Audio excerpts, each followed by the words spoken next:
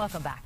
If you have trees down by you as a result of Hurricane Beryl, you may be wondering, hey, can they be saved? Yeah, definitely a good question. Fox 26's Heather Sullivan is standing by with the head of trees for Houston with that answer. Good morning to you, Heather.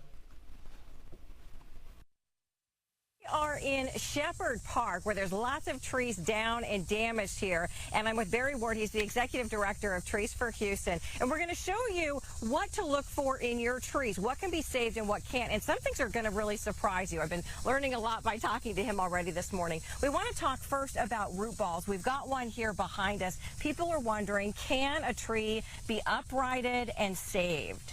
Yeah, and they can. It depends on the species, of course, and how big the tree is. Tree behind us, of course, is far too large to do it.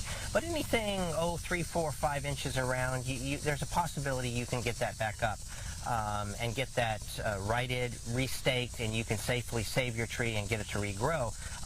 My strong recommendation, however, is if the tree is beyond just a couple inches in diameter, you need to get a professional out there to help you with that. Absolutely. We're going to end everything with you absolutely need to get a certified arborist to take a look at some of these issues. Let's talk about the next issue, and that is that we've got this broken branch from this very tall tree up here. You have some concerns about that.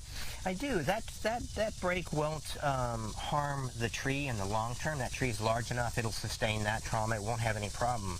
The real problem is you've got, probably 500-600 pounds of wood hanging from there just by a thread. When that falls, there's a bunch of kinetic energy is going to come down with it, and that's dangerous to people, right? So look for things like that in your own trees at home. If you have a dependent branch like that, you need to get a professional out there to cut that out. Before the next storm hits. And this is going to surprise you here, because this tree to me looks healthy, but you say this tree has got some problems. Right. Physiologically, that tree is going to be fine. The problem is it's been topped on its 2 largest branches. You can see the traumatic prune on that. The wind just sheared those off. And what's going to happen with that tree is when it tries to regrow leaves quickly to make up for the lost photosynthetic capacity, the ability to feed itself, it's going to come out structurally weaker than it did before. So that tree long-term will be a danger because of a structural issue, but not because it's going to die. And quickly, you need to take a look at the brown trees and leaves. They need to come down. Yeah, exactly. When the leaves start dying back, as you can see up in the canopy here, that means that branch is broken up there somewhere. The small ones will just blow out over time. They're not a problem. They may be a nuisance in terms of cleaning your yard.